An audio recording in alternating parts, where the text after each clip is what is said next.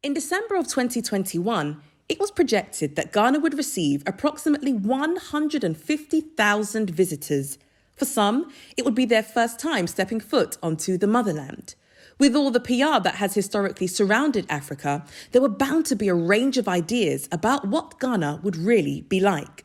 On today's episode, we catch up with a first-time visitor to explore how her expectations of Ghana measured up to reality.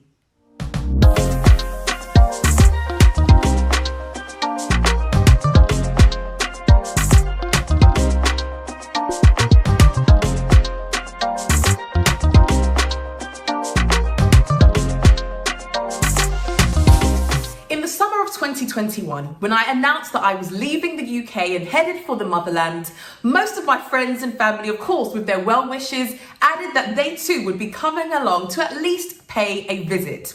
Well, it should have been no surprise to me that one of my good friends actually booked a ticket and made her way out here. And so it is my privilege to be able to introduce to you today our next guest, my good friend and my children's godmother, Phebe Edwards. All right, so Phoebe, you have made it to the motherland. Welcome, welcome, welcome. Thank you, Apapa. The one word Phoebe knows how to say in tree. Aquaba. Oh, Phoebe, it's such an honour to actually have you here visiting us at our home in Ghana. How does it feel? I feel, in all honesty, I feel like I'm at home. It's ridiculous. Like, I didn't expect to feel like this, and I'm sure we'll get into that as we go along. Of course, absolutely. So we have quite a lot to discuss today, so I hope you will stay with us. Before we dive into the content of what it is that we're here to talk about today, Phoebe, I'd just like to give you an opportunity to introduce yourself to all of our viewers and let them know a bit of who you are, what you're about, and before we go any further.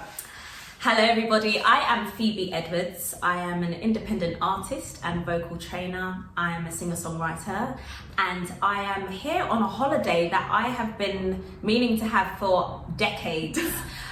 So it feels really weird to be on holiday or in another country but not actually singing, here to sing, although I have done some singing.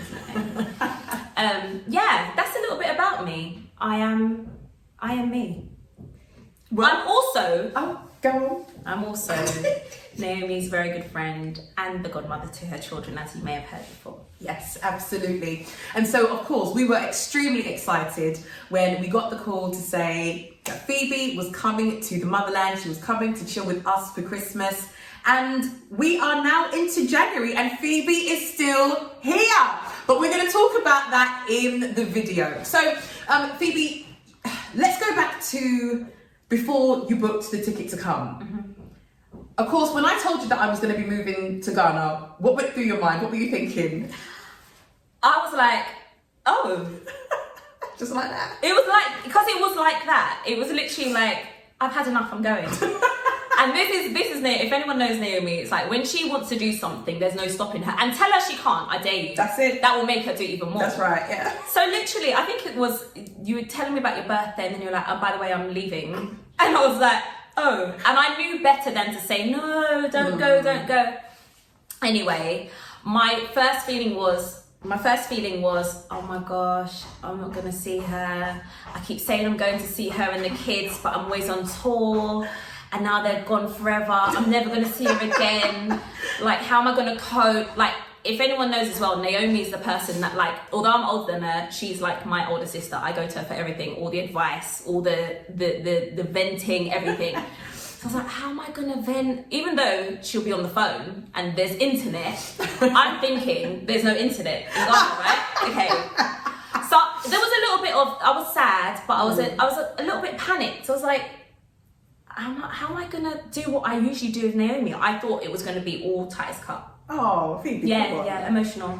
This is the first time I'm hearing this, by the way. We didn't discuss what we're actually going to talk about today, so this is raw. It's the unadulterated, unfiltered truth that you're getting today. Yeah.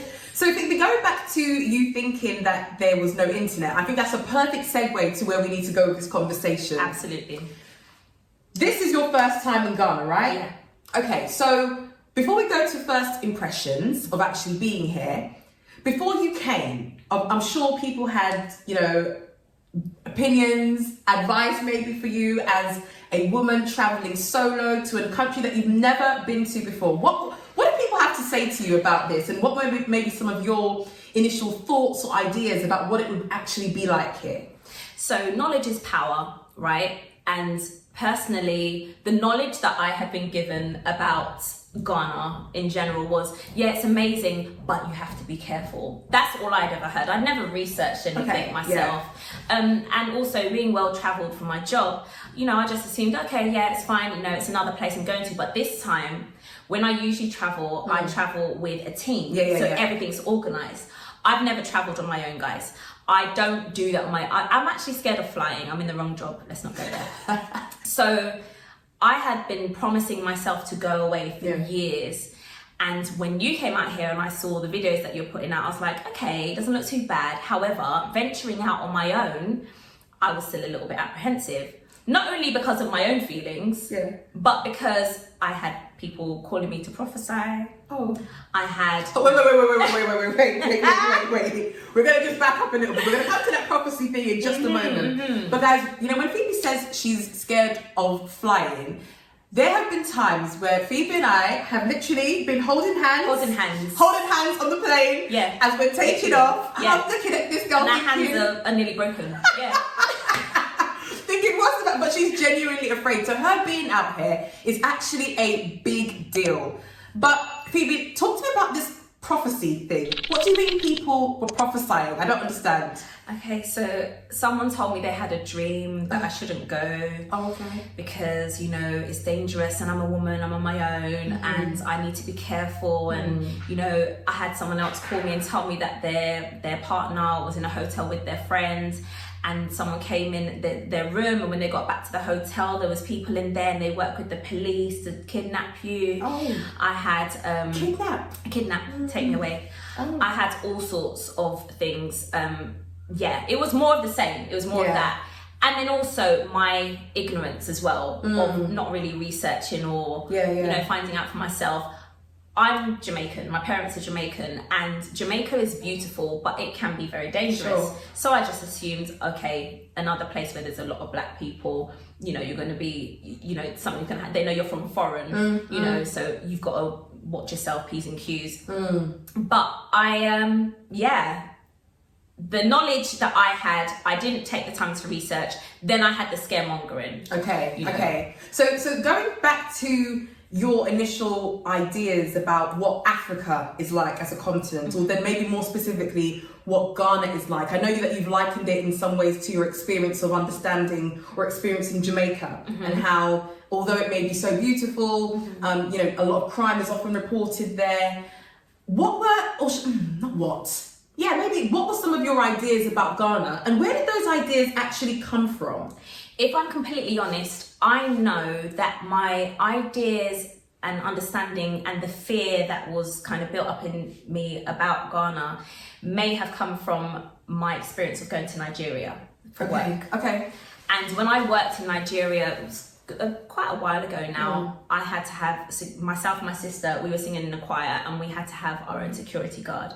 There were stories about, you know, people throwing burnt tires into the road so that the cars would swerve and then they come and kidnap you. It was a very intense trip, and there was a lot of security.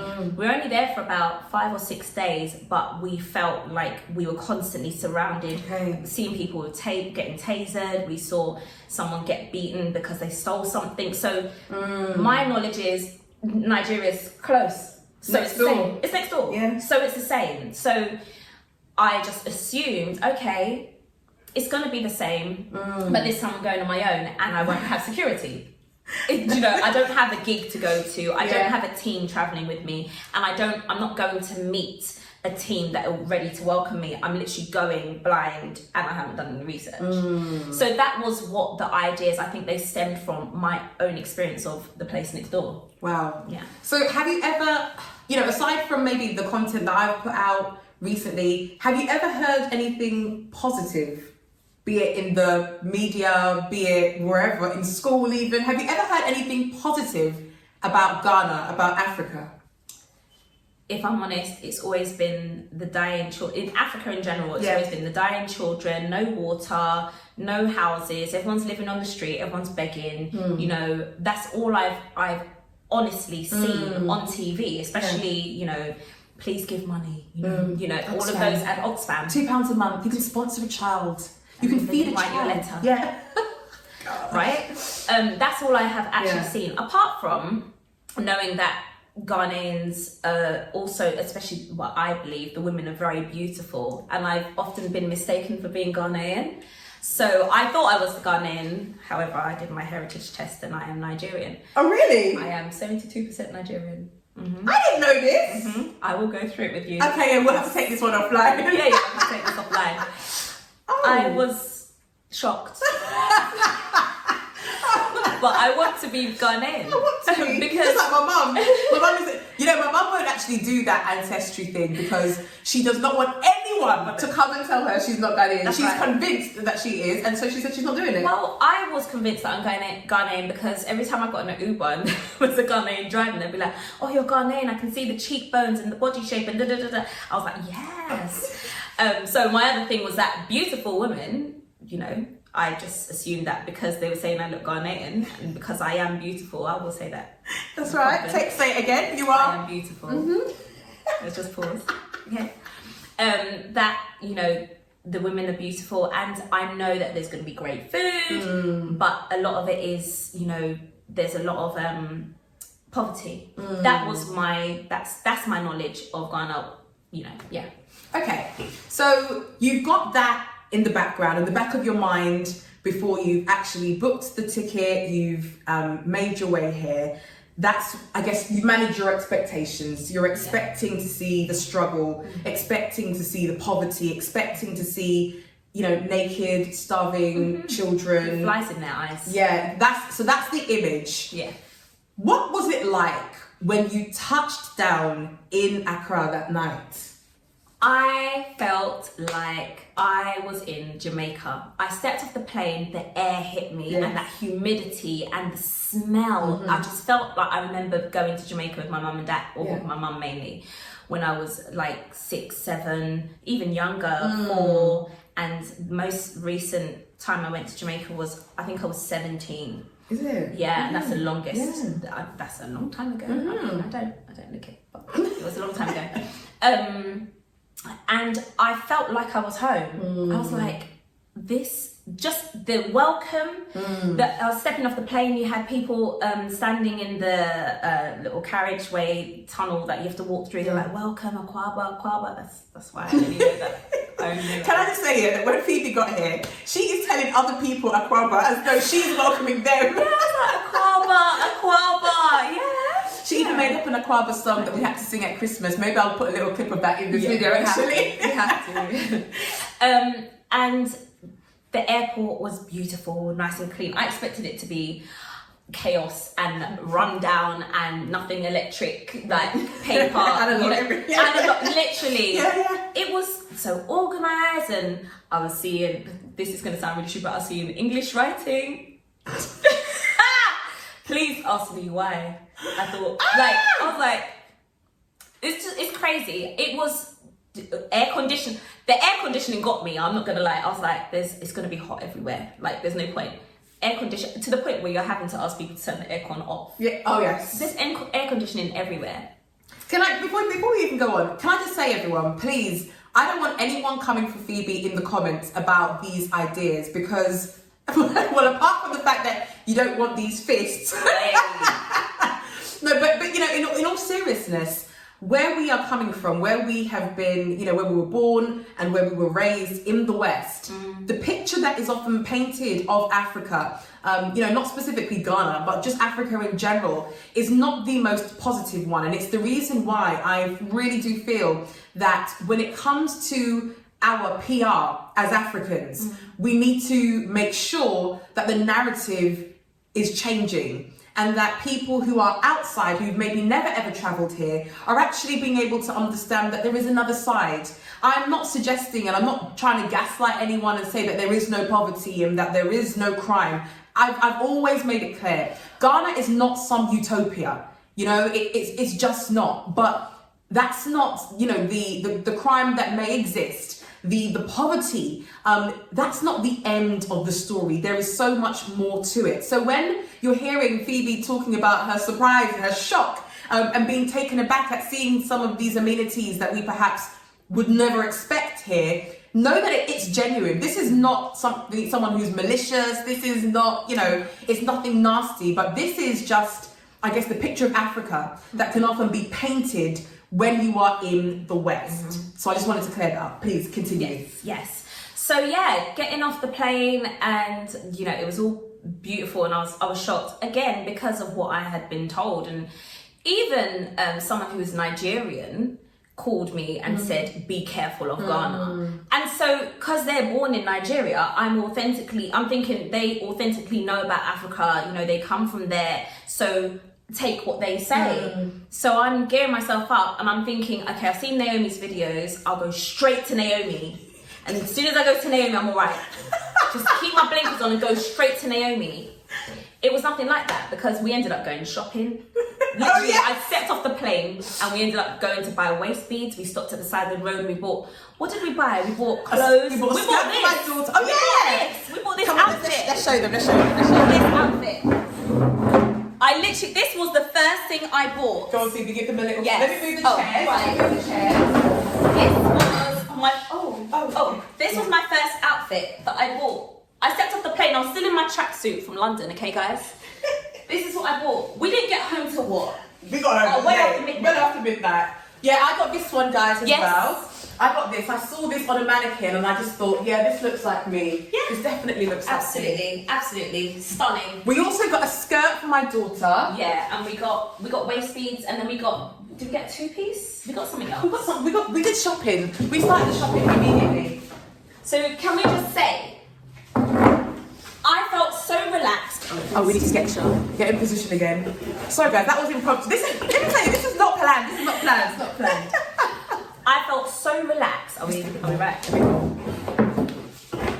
Is that okay? Yeah. Okay. I felt so relaxed and so at home. I was just so excited. I kind of wasn't ready to leave, like to go and settle down. Yes. I literally felt at home as soon as I stepped off the plane. And immediately, I'll be honest, my emotion was, just exhale as soon as I stepped off that plane. I can definitely relate to that, because sometimes when people ask what it's like actually living here now, you have no words. It is just that, and that exhale is like the stress leaving, the anxiety leaving, the tension, like all the baggage that we might carry with us from, it's just, there are no words, guys. None. There are just no words. None. No words. Anyway, so let's move on. So you've been in Ghana. In fact, no, let's go a bit further back. So now, you were only supposed to be here for how long? 11 days. 11 days. Phoebe was supposed to be here for a total of 11 days. What day are we on now? We are on 11, 12, 13, 14, 15. Wait. First, second, third, fourth, fifth. We are on 11, 12, day 15. Day 15. We're on day 15. And she's not ready to go yet, everyone. No. I was meant to leave on the 1st, and I was like, nope, not doing it. Not doing it. Like, what am I rushing back to London? I work for myself. Like, I'm comfortable. I can still do some work. I'm still got my emails and I've got my internet. We just need to zoom in on my face. Yeah. We have internet in Africa. We have internet in Ghana, guys. What's it? Fiber? No. We're not very technical, so we don't know about these things. Is it fiber? Is fiber broad? Fiber? We've got the fast internet. We've got the fast one, whatever that's called. Like, I managed to get myself a phone out here so I could keep in touch with Naomi, with my whereabouts, as well as staying in touch with home. I was like, what am I rushing back to? For me to go to potentially another lockdown. Boris. And I just changed that ticket and I added 2 weeks. And I'll be honest, I'm only 4 days into those 2 weeks and I'm not sure if I'm actually going to go back in 2 weeks. I don't think so. So maybe talk to me about why. Because, all right, cool. Ghana is another country on the planet. You've travelled to many places because of your career. that's, you know, allowed you to see the world and see the world from a perspective that maybe the average person wouldn't. Because of course, when we're traveling like that, we're staying at the nice hotels and we're being treated not quite like royalty, but maybe a few steps down. Yeah. Treated very well. Yeah, treated very, very well. Why do you feel the need to extend your time here? Like, why? And this is not me trying to kick you out, because you know. Listen, I don't think you could if you tried. Even if you're like, thinks it's time for you to go now. Okay, cool. So an apartment. Airbnb. You know what? Why? What is it? Why don't you want to go?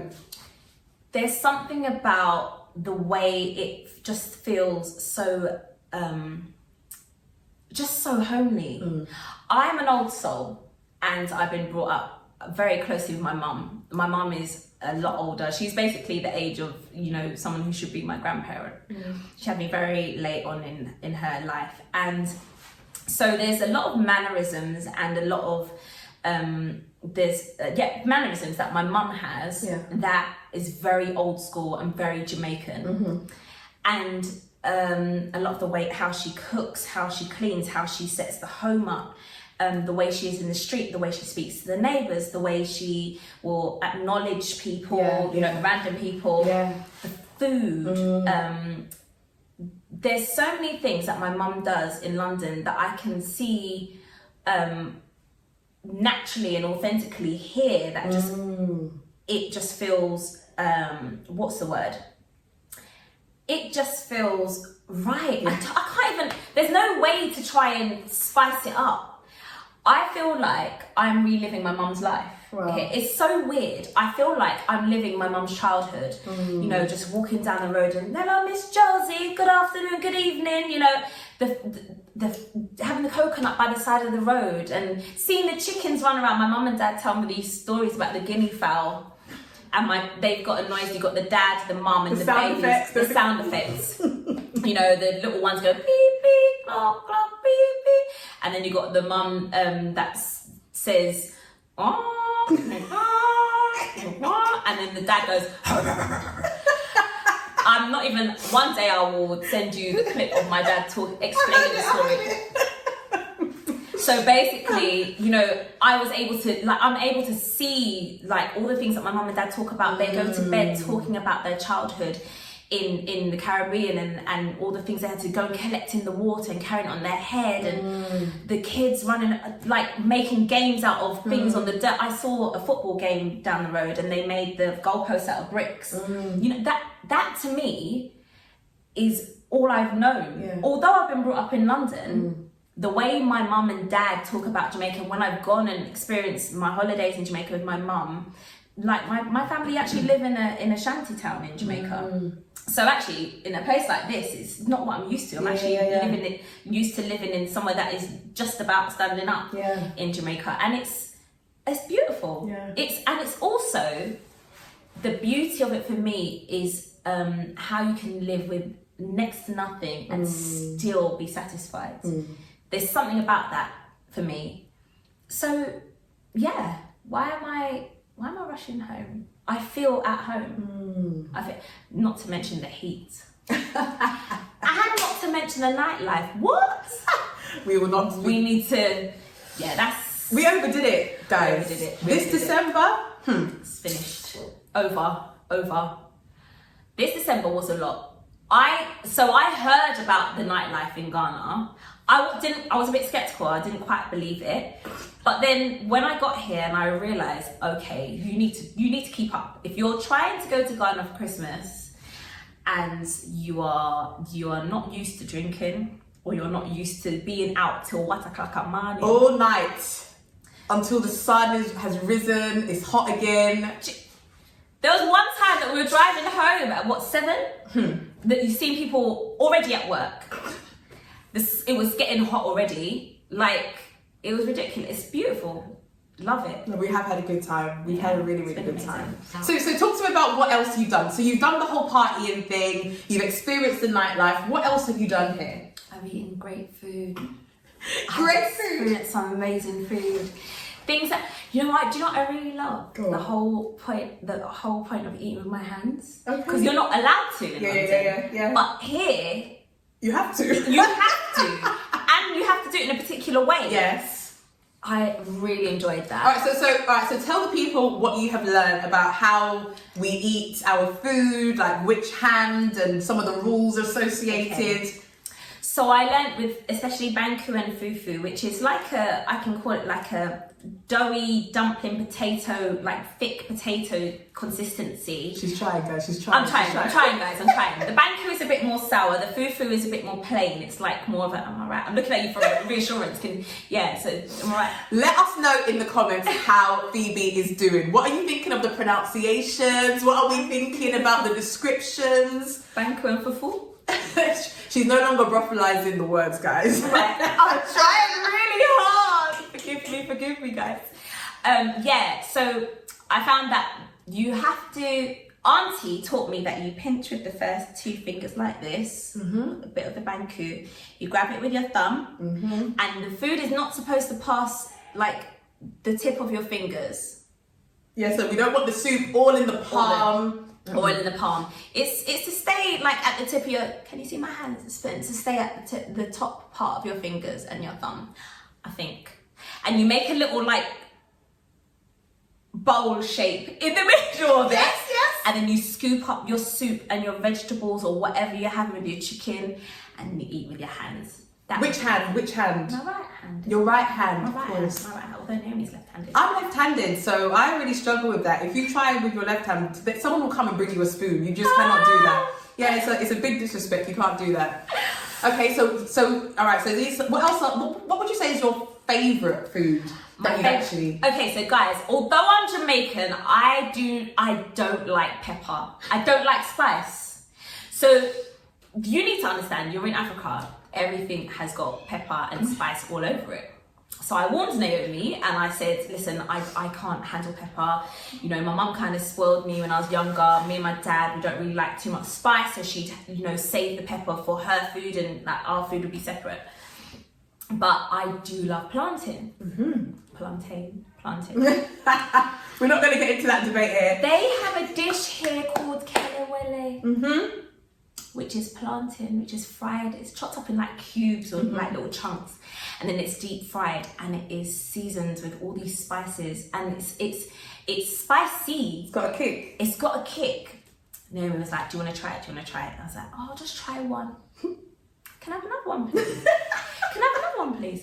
It's not too bad, It's not too spicy. Can I have another one, please?" Until to the point where, was it yesterday or the day before, I came back and brought Naomi kelewele. Yes. I was like, here you are, I got you some, and I finished mine all on my own. It's beautiful. I tried to have some at a hotel that I went to. It's not the same. No. You need the local, the lady down the road, Yes. in their slippers Yes. and their headscarf. You need her one. That's my favourite dish so far. I'm sure there's something else. Kelewele. Oh, contumere. Did I say it right? Guys, how is Phoebe doing? How is Auntie Phoebe doing? Because I actually, do you know the amount of times I asked Naomi, I said, what's that thing called? Comrades? Contumere. I love veg, and Naomi was telling me about it, and I've seen it in London. I've seen it. I've seen the veg with the white stuff, and I thought the white stuff was egg. So I was like, that's a really strange dish, like scrambled egg with vegetables, and I never really troubled it. Actually, it's pumpkin seeds, crushed pumpkin seeds, isn't it? Yeah, like melon seeds. Melon seeds. Yes. It's beautiful, really nice. And another thing that I really like, contumere. I enjoyed the banku more than the fufu. I really liked the sourness of the banku. I do like, it reminds me a little bit of the Jamaican, we have a dish called turn meal in fish, which is cornmeal, and you can put sugar in it, or you can cook it savoury, and then you have steamed fish, and same thing. The only difference is that we don't eat with our hands. That's very nice. So it reminded me of that. There's other things. There's so much, actually. There's so much. Oh, I'd never tried jollof. Now this one baffles me. I just don't understand. Because I'm scared of the pepper. Oh, okay. All right. Now this makes sense. Oh, now it all makes sense. I'm scared of the pepper. However, I also saw jollof at home being made by different people, but I'd always heard it's not right. They didn't make it right. That's not authentic. It's just tomato paste with black pepper sprinkled. Oh dear. That's not right. So I just didn't go then. I was like, I'm not gonna go and eat something that's gonna hurt my mouth and it's not done properly. So for Christmas, I tried jollof. Can I just say, amazing. I feel like I'm going to be able to go home and I'm going to be able to stand pepper. I'm going to be all right. I'm going to be like, can I have some pepper, please? Good. That's what we like to see. At my big old age, all of a sudden. Yeah, that's what we need to see. Or I might not go home at all. Oh, the option is always here. There is a room for you. So feel free. Yeah. Feel free. Yeah. All right, so we talked about the food. We talked about the nightlife. Have you been to any kind of tourist sites that you've really enjoyed? Well, actually, in fact, guys, I'm going to put a link to it somewhere. I don't know which side it will be. Somewhere up there. Phoebe and I took a trip to the Accra Art Centre. So that's one of the places that we've definitely gone to and that Phoebe has absolutely adored. So if you haven't seen that video, go and check it out. Go check out our shopping spree and you'll see some of the outfits that we purchased from there. We didn't, as you know, we didn't purchase these from there. That was another shopping trip. But yeah, if you want to see some of the stuff that we bought, the video will be up there somewhere. Have a click and check it out. So yeah, visiting the art centre was amazing because the skill that our people have. Yes. Like, it's so beautiful to see that, just the detail, the colours, the ideas. It's amazing. The artwork, the sculptures, the clothes. I don't like going to this place because every time I go there, I spend too much money. I'm fed up of spending money, guys. The clothes. That, it's just amazing. It's when you walk into the art centre, you're so proud. Yes. You just feel proud, like we are people of colour and we create colour and it just keeps coming to life and just keeps, it's mouth-watering. It's amazing. Yeah. Oh, I love it. The art centre was amazing. I'm yet to go to, I want to go to Elmina Castle and I'd like to go to, I think tomorrow I may be going to Independence Square. Yes. And I'm going to check out some more things. And I mean, I might not come home, so they might be trying to. Oh, so then here's another thing, actually. So if any of you are familiar with Ghana, please do drop in the comments any suggestions of things that Phoebe can do, places where Phoebe can go. That would be great. We'd be welcoming all suggestions because, as you've heard, Phoebe might not be going home. We're going home, guys. So that means we need to explore more places in Ghana. We need to find some more things to do to fill our time. I'm not working this week or next week, so I'm still in holiday mode, kinda. So if you guys have any suggestions of things we should do, places we should go, please do jump in the comments and let us know. Definitely going to visit the aeroplane restaurant that I've seen yet. Ghana Airways, but yes. Yeah, we'll definitely capture that, yeah, for sure. Okay, cool. So, all right, so Phoebe, you know, I've realised we've been speaking for quite some time and we could go for, guys, you know, it's not uncommon for us to speak for like 4-5 hours at a time. We can't do that on this occasion. We know that most of you would switch off and think, oh my gosh, will these women shut up? But Phoebe, I just, before we wrap up, do you have any advice, any words of wisdom for viewers who are at home or wherever they may be watching? Their heritage may not be from Ghana specifically, but they may never ever have travelled to the motherland, never stepped foot on the continent of Africa or Ghana specifically. For people who maybe are thinking, oh, maybe I'm going to go to Dubai, maybe I'm going to go to, you know, somewhere in Europe for their holiday, what advice would you have for those people who may well just consider Ghana after watching this interview? So a few things come to my mind. The first thing is, if you are going to do something, you have a feeling to do something, don't wait. You know, life and time is too short. You know, do what, just take, obviously be wise and do your research. but just take a step and do what you've always thought of doing. Even if you get it wrong, or if something goes a little bit skewiff, as my dad would say, a little bit left, at least you tried and at least you ventured out. I travel for my job, as I've said before, but I don't, I've never really travelled for myself. Never, if I'm going on holidays with a friend and it's only down the road to Spain, or, you know, this has been the most liberating experience. And not only is it liberating to be in Ghana, for me traveling on my own as a woman, but it's also been humbling. It's been really humbling, and it's really made me remember and refreshed my spirit. That's what I want to say. Yeah, it's refreshed my spirit, because I forgot, I was so caught up in life in London and stress and I've got to do, oh my gosh, it's so cold, oh my gosh, what am I going to do? There's something about Ghana where, like, don't put a time on anything. And so if you say you're going to go somewhere for 1 o'clock, just know you're going to get there for 4. And even if you're there for 1, whoever's meeting you is coming at 6. But there's no point in getting upset, because that's just the lifestyle. Just chill. Just chill, bro. Just chill. Just take it as it comes, because you're gonna be all right. It's gonna be okay. Yeah. You're not gonna die. You're not gonna die. The biggest thing for me is feeling the relief and feeling at home and feeling humbled and feeling in touch with me. That's the only way I can describe it. I don't want to go back, because I know I'm going to go back to stress for no reason. Yeah. Why don't I stay here and still work and not be stressed? Hey, that's what I'm doing. That's what I've been doing since August of 2021. We're now in January of 2022, and I have not looked back. There is nothing that makes me want to go back to that place. I'm so happy here. The one thing that I've thought about, I think I said it to you, I was like, you're actually living. You know, we're not just getting by. We're prophecy. Yes, that's right. I like that word. We, that's right. Well, I look at you with your lifestyle here. You're not just getting by.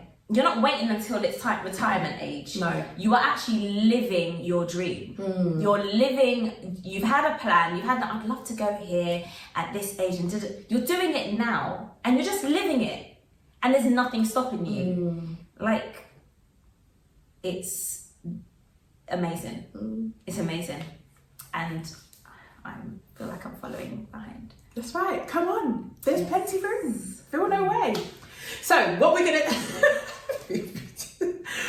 All right. So you may have heard, and I'm going to remind you in case you missed it, Phoebe is probably the most phenomenal, amazing, outstanding, fantabulous, tastic. That's a new word that I just made up. Fantabulous-tastic. Yes. Fabulous-tastic. An amazing vocalist, an amazing artist, an amazing singer, songwriter. So I'm going to be very cheeky and out of order. She's still smiling, so that's a good sign. Phoebe, I wonder if you can sing us out. Look, she's getting hot now. I'm going to move out the way. And Phoebe's going to give us a little... Phoebe, get back into the middle. I don't know what to sing. Sing something, it's fine. Okay, guys, so this song sums up exactly how I feel right now. If I didn't take this step, I wouldn't feel like I'm breathing. Now I'm breathing,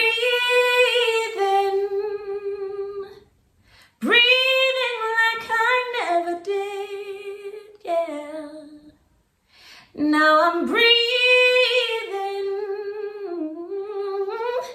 in the sky. I've spread my wings. Now I'm breathing like I never did, yeah. And now I'm breathing in the sky. I have spread my wings. Didn't I tell you she was amazing, guys? Didn't I tell you? Phoebe, it has been an absolute honour having you not only just this interview, but having you in our home and being here with us in the motherland. You are welcome to stay for as long as you want. You already know that. So, guys, if you have any questions for Phebe, if you have anything that you would like to add, any ideas about other things that we should do whilst Phebe is here, you know what to do. Jump into the comments and let us know. And of course, let us also know where you're actually watching from. We love to know where our YouTube family is tuning in from. We love to hear from you. So, and if it's your first time coming across us, if it's your first time stepping onto this channel, please do subscribe, join the family, and so that we can welcome you properly. So, until next time, guys, we'll see you later. Bye.